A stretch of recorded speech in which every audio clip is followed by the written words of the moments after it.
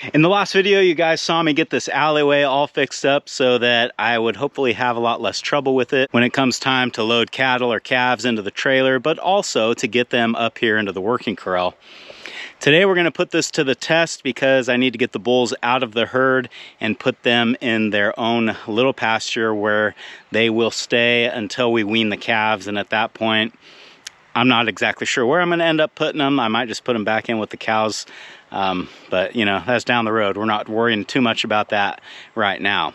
After we get the boys separated and weighed and out into their new pasture, I want to talk a little bit about what their future is going to look like. That's what's going on today on Farmer Tyler Ranch.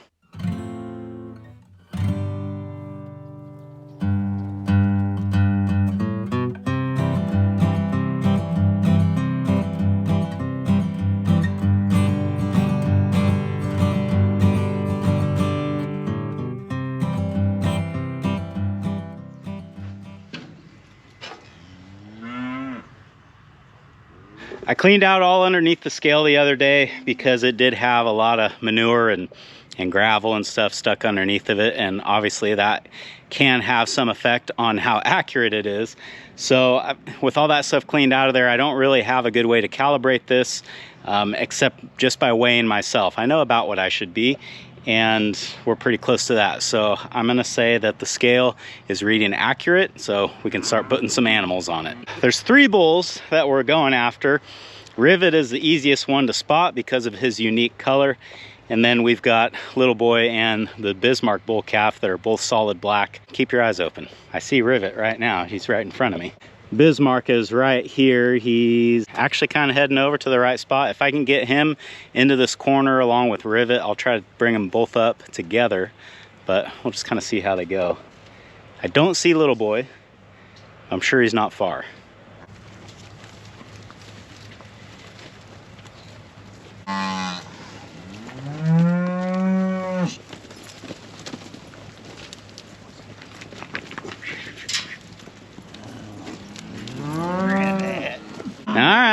Gonna be like that, is it? If you're wondering why didn't I just jump in front of the Bismarck calf, send him up, I could have done that, but I would rather bring him with a buddy. I think he'll do better that way.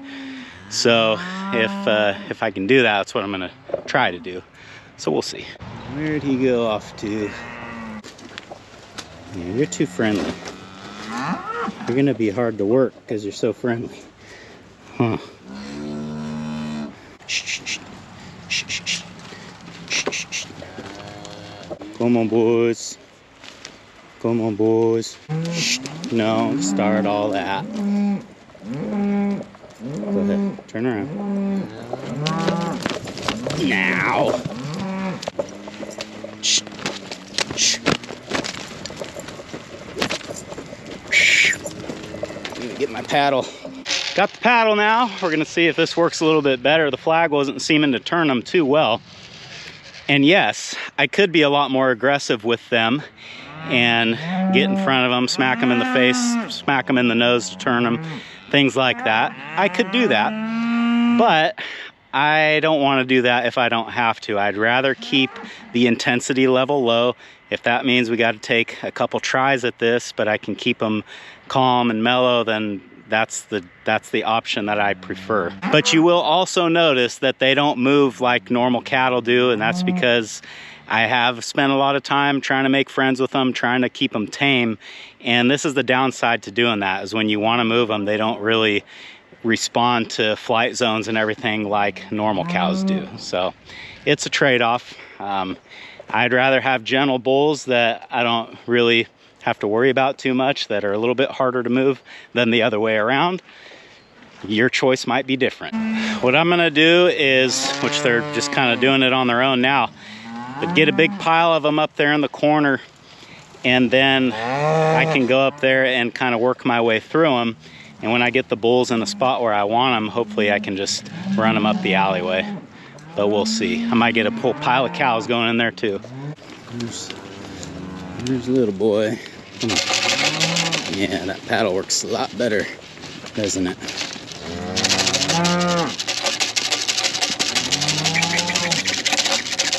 Come on, boy.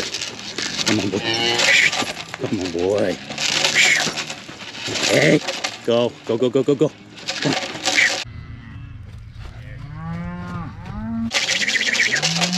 Boy, you are filling out nice, man. You look good. Come on, let's get up in the tub. Hey, let's get in the tub. Come on. There we go. I'm gonna leave him in the tub alley for now, just because that is a secure location, and then I can leave the rest of the gates open coming up into the working corral. Hopefully I can bring Rivet and Bismarck together, but we'll see.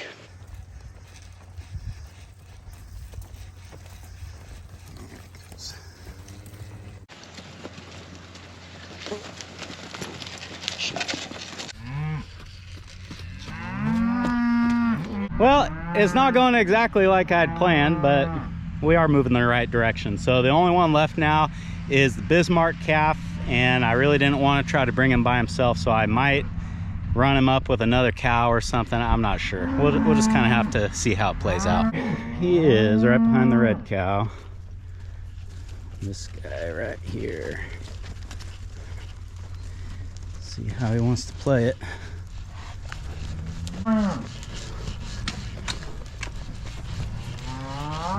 Number 17 with the assist. Nice.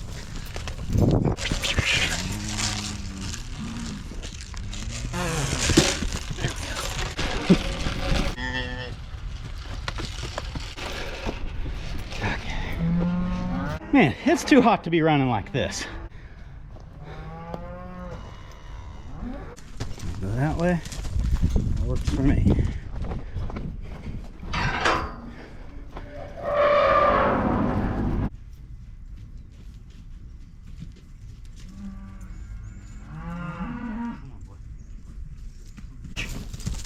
You gonna make me get the paddle, huh?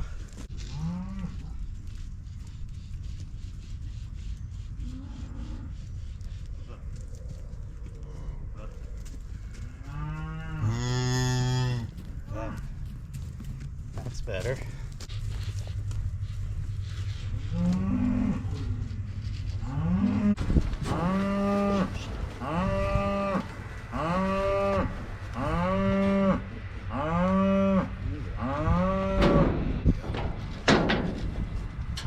You look.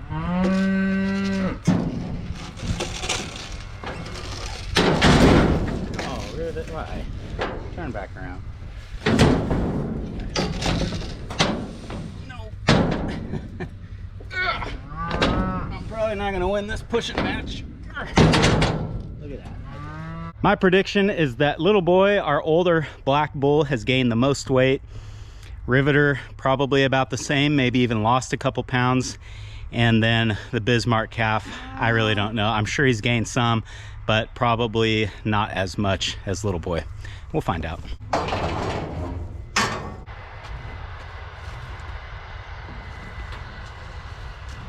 No shots, just weights.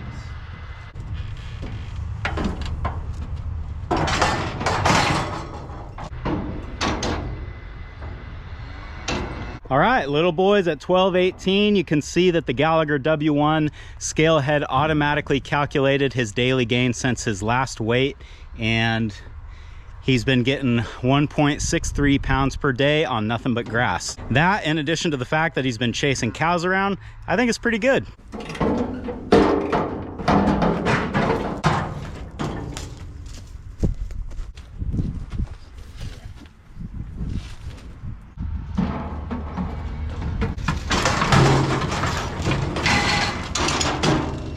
Bismarck calf's coming in at 737 pounds, and his average daily gain is a little bit worse than what Little Boy's was at 0.96 pounds per day.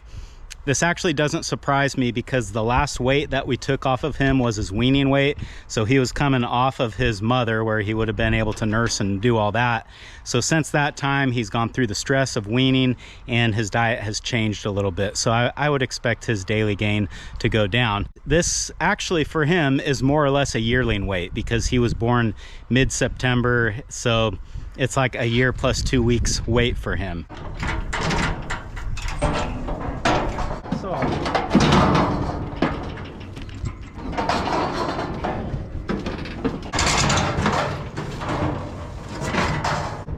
You got such a big neck, dude. And Rivet coming in at 1,400 on the money. Nice.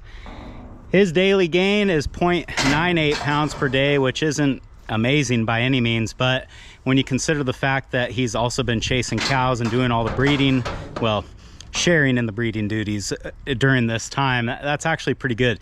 It's not uncommon for bulls to just hold a steady weight or even lose weight during breeding season, so any kind of gain for him, I would say, is good. There you go, buddy.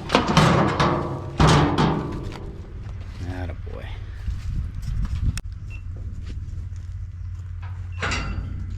Well, all things considered, the boys behaved themselves pretty good today. So let's get them out of the tub alley and get them into their new field.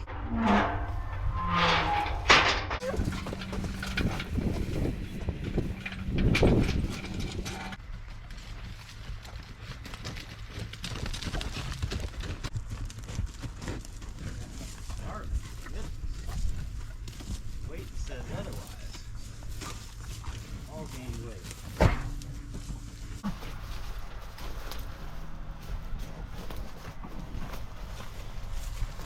There you go, boys. Enjoy it. You know you got grass right out there. There we go.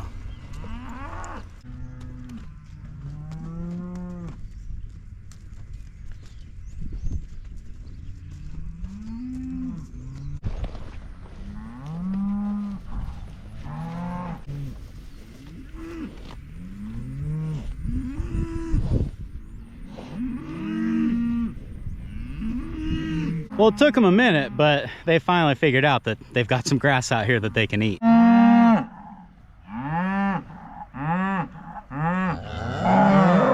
cows see these guys out here eating this fresh pasture and they're getting a little jealous. I'm really not surprised that little boy's numbers are the best out of the three. I've noticed in the last couple of months, he's just really had like a growth spurt, I guess is kind of what it seems like. Rivet is really about where I would expect him to be. I wasn't sure. I didn't expect him to do too much during breeding season, because you got to remember, these bulls are not just out there eating all the time. A lot of times they're out chasing cows. So not only are they not taking in calories, but they are actively burning calories while they're out there. Out of the three, I'm probably the most disappointed with the Bismarck calf. I thought that his yearling weight would be a little bit higher than that. And I know that some people are gonna tell me that I need to feed him grain, and that's really the only way that I will truly unlock all of his genetic potential. But that's just not really part of my program. And I could give him grain and it would definitely make him look a lot better, but it's not going to change what his genetics are. And what I'm trying to say, I guess, is that, yeah, it would be nice if he just like had this impressive look to him. But what really matters is that he makes nice calves, and giving him grain isn't going to change his ability to do that. I suspect that with him, it'll be similar to how it was with Little Boy, where his growth really wasn't all that impressive until he reaches a certain age. And like just what he's done now, he's really kind of taken off and really starting to fill out and look nice. So with the 23 breeding season in the books, the question that I'm seeing a lot is, what does the future hold for these guys? Typically in the past, my bull schedule was as follows.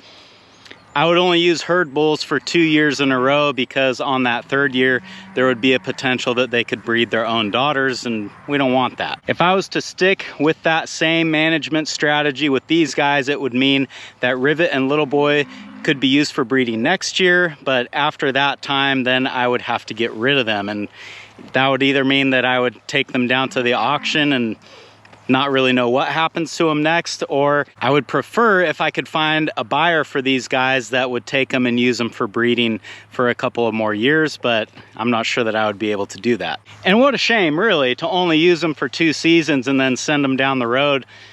We've got a lot of money invested in these bulls, and it would sure be nice to figure out a way to get a few more years out of them. The most straightforward way to do this would be to split the herd into 2 breeding herds, where half of the cows would be the responsibility of Little Boy and the other half would be the responsibility of Rivet. By doing this and keeping good records about it, you would then be able to determine who the sire of each calf was, and when you chose replacement heifers, you would then know eventually which bull they could be be with. From a management standpoint, this would be a little bit difficult for me because just the way that I rotate the cattle through the pasture and then the way that I have to irrigate behind them, it would present some challenges as to how I was able to do this.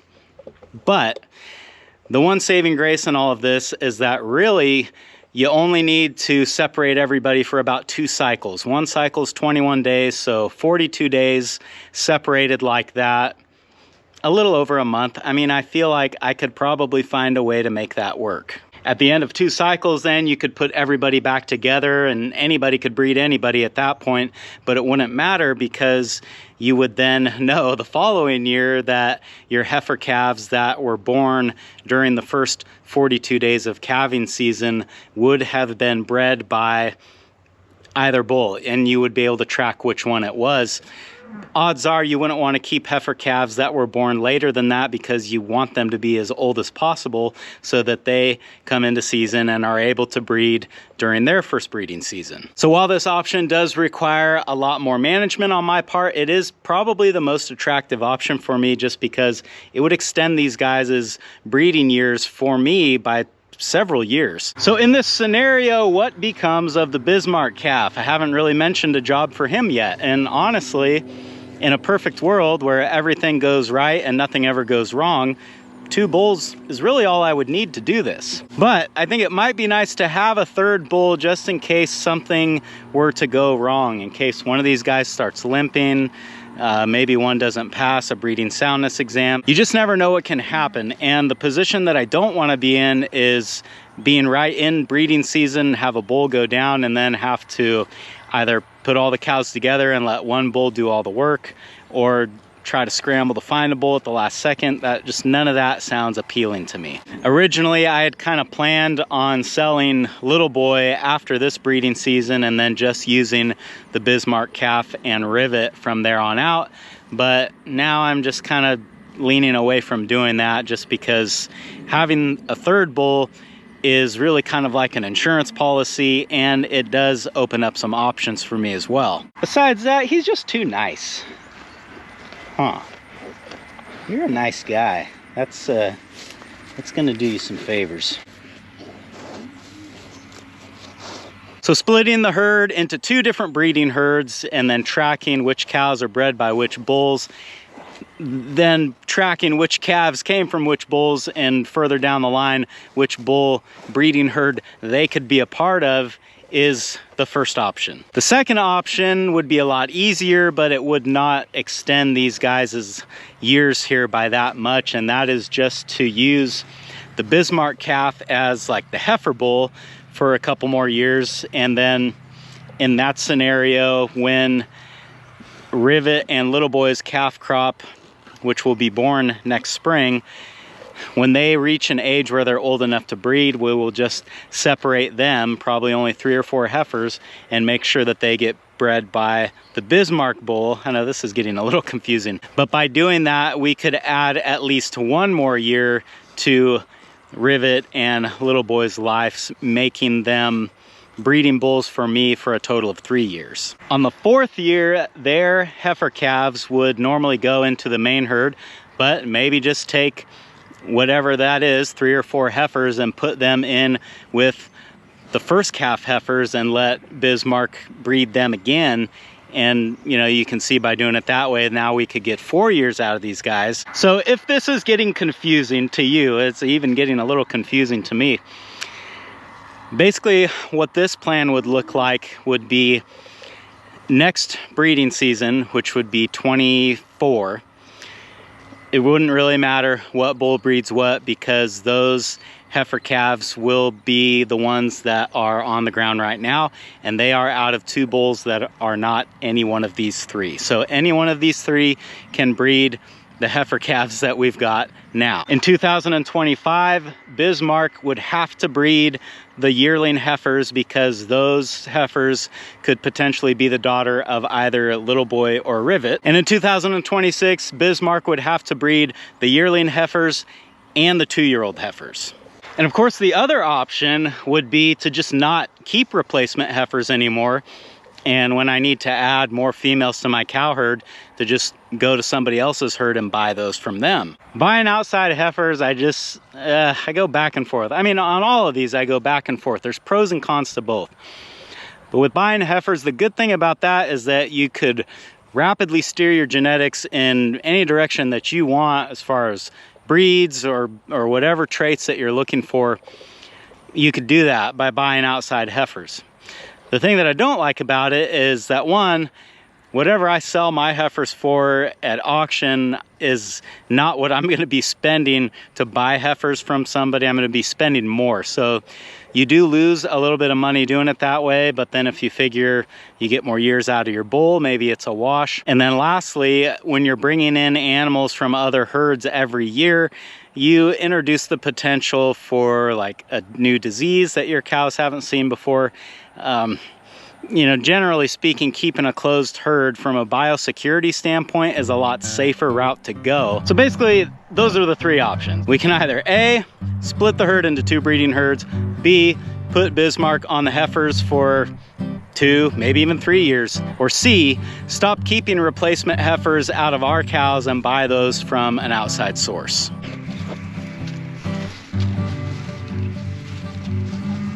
All things considered, what's the best way to do this? Thanks for hanging out with me today, guys, and I hope I'll see you again on Farmer Tyler Ranch.